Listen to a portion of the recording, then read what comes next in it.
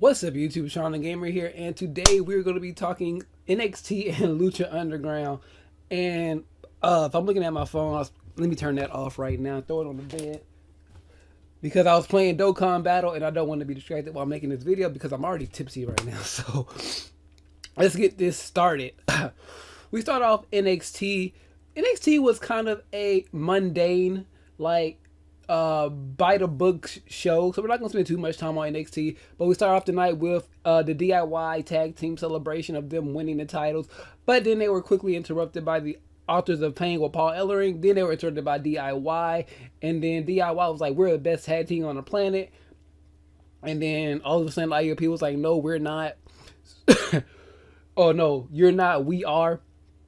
And then all of a sudden it sets up the, I think it's going to be it's going to be DIY versus Revival either next week or coming up soon on NXT for the tag team titles. And then the winners of that match will face AOP at NXT TakeOver San Antonio, which is going to take place Royal Rumble weekend.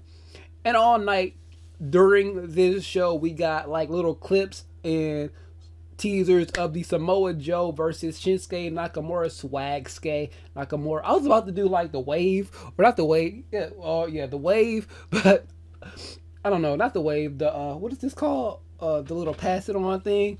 I don't know. I'm tipsy. I said that, but anyways, they were showing like clips and footage of that, and then they showed the whole match at the end. But before we got there, we had we had Kimberly versus Ember Moon, who's officially my girlfriend now, whether she likes it or not. Ember Moon is my girlfriend. Whether she likes it or not, I've already claimed her, and she is officially my girlfriend now. It's just something about Ember Moon that is just so attractive to me. I don't know what it is, but she did get this match. And just like Asuka versus Thea Trinidad from like a month or so ago now, I feel like Kimberly versus Ember Moon, if given like 15 to 20 minutes, could make a good takeover match. Just like Thea Trinidad versus Asuka could have if they were to given them enough time. But before that, we also had the debut. I'm talking about Kimberly, who was in WCPW. We also had a debut of Big Damo. Big Damo, former, wasn't he the What Culture champion, one of the first What Culture champions? But Big Damo, if you don't know who he is, he's a British wrestler from Britain, duh. But he's very, very fun to watch. He's a very good guy, a very fun guy. And I want to see what he can do in NXT because, you know, I don't know what he did other than What Culture and things like that. Watching him What Culture, he's very entertaining. He's a good heel. So it seems like he's going to align himself with Sanity because they did get rid of Culture Fulton. Because I think they kept Alexander Wolf. Oh, Jesus. But there was a match between No Way Jose and the NXT. No, not the NXT. The Cruiserweight Champion, Rich Swann versus Alexander Wolf and Eric Young. I gotta forget Eric Young. But after that, you know, we saw Big Damo. I literally looked at my TV. I'm like, oh shit, it's Damo. Excuse my French, but it was Damo. I was like, oh, I like Damo. So that was a good thing. And then we go to the main event. I think that was all. We had the opening segment. Then we had the two matches. And then we had they showed the match in Osaka in full. Joe versus Nakamura, where Joe got the title back. Where Nakamura got the title back from Joe. And then they also announced that there will be a steel cage match that will be either shown next week or the week after. I'm not sure when it's going to be shown. But there is going to be a steel cage match versus Samoa Joe versus Nakamura.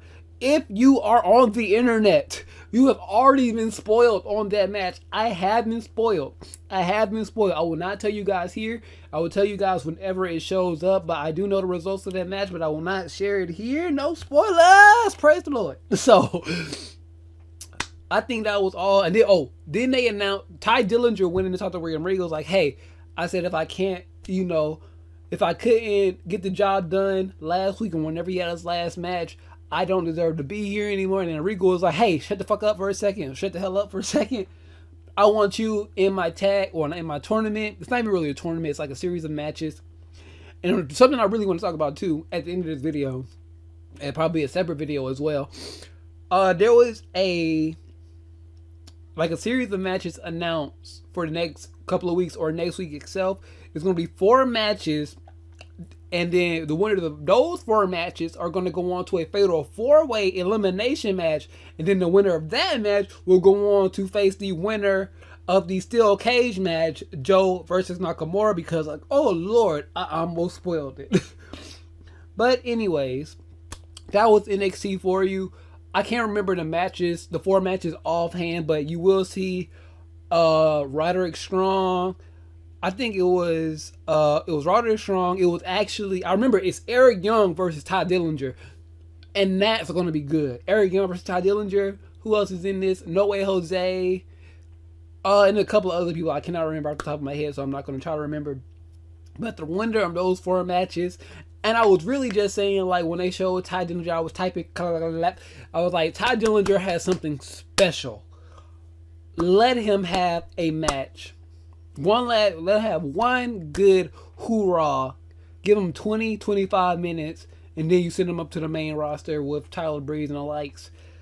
Hopefully, when Ty Dillinger gets up to the main roster, I was thinking Tyler Breeze could be a Intercontinental/US champion, but you know they put him in the tag team division with Fandango, which I'm not complaining about, which is very entertaining. But Ty Dillinger has something special, and let him run with that gimmick, please. And that's gonna wrap it up for NXT, and then we're going to switch it up to Lucha Underground, which also featured 4 matches that will lead to a fatal 4-way, which will lead to a championship opportunity against against the Lucha Underground heavyweight champion. So who won? Cage won the first match. Who was in his match? It was Cage. I can't remember. I'm sorry, I can't remember. But Cage won the first match, and who won the second match? Damn, who won the second match?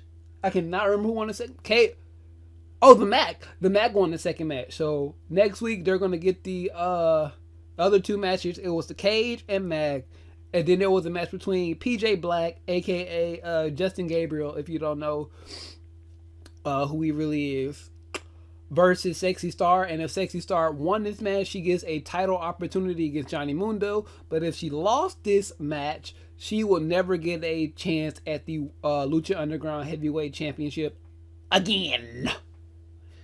But she did win this match. And let's take a second to talk about Sexy Star. I know she's in the logo or on the layout just because she's like the top female besides Katrina or the ring announcer. I should put the ring announcer on there because the ring announcer is hot. So I've cussed like 3-4 times in this video, and I apologize for that. I'm trying to get better. I just said I need to get better at understanding. Like, what do I do? But anyways, she did win this match, so it will be Johnny Mundo versus Sexy Star in the near future. I don't read the spoilers for Lucha Underground. I just found out I had the El Rey Network, so that's why we're having this review. Yeah. It was PJ Black versus Sexy Star. She won. And speaking of Sexy Star, for a split second, give me like 30 minutes to ask this question. Is Sexy Star really good? Like, I'm not saying is she like really good, but is she like really good? Like, is she worth the hype? Because watching her against the men, she knows what I'll give her this. She knows what she's doing. But every time I see her, she's in the ring with a man. And I am all for interpromotional matches, intergender matches. Like, I don't have anything against that, progressive and all that stuff. And sometimes it can be fun and all that stuff, especially when it was a fair match. PJ Black is a smaller guy, under 215, and it's Sexy Star, so it's kind of a fair fight as long as they were making huge points of that on commentary. Vampiro and Matt Striker War was like, oh, she's wisening up. She She sticks and moves. She sticks and moves. She's going for strikes and she backs away. She going for strikes and she backs away. She's doing little extra things with her submissions now. So they were going out of the way to highlight her improvements. Like, but I need to see her in the ring with a female. I haven't seen her in the ring with a female in a long time. I think I saw it once and I was half paying attention to it. But she just seems average to me at best when it comes to her versus a male competitor. So she could be amazing if it's her versus like one of the women from the triad or something like that, or the girl that's in the Worldwide Underground. But I haven't paid attention, so I need to go back and watch some Sexy Star matches and things like that, and just to see if she's really good, or if Lucha Underground is just trying to do something different and make her the forerunner of this experiment that they're doing, if that makes any sense. And speaking of the Worldwide Underground, I didn't realize it's Jack Evans, Johnny Mundo, PJ Black, and the female that they got. Jack Evans, those are three guys that I really, really love. So by fault, Jack Evans, Johnny Mundo, Johnny Nitro, what do you want to call him? John Morrison, and PJ Black, Justin Gabriel, by default, is my favorite stable in wrestling. By default, I love Johnny Mundo, I love Jack Evans, and I love Justin Gabriel. PJ Black, the Dire Wolf, or the Dare Wolf, however you want to call him. And I love all three of those guys, so by default, they have to be at least my first or second favorite faction, stable, group in a wrestling period. If they can add Melina or Gail Kim or Velvet Sky, then they just got it. But next week, there will be a couple of more Fatal 4-Way matches on Lucha Underground. On Lucha Underground and all that good stuff. I really, really love Lucha Underground because it's wrestling, but it's different. Like what was the name of it? XF.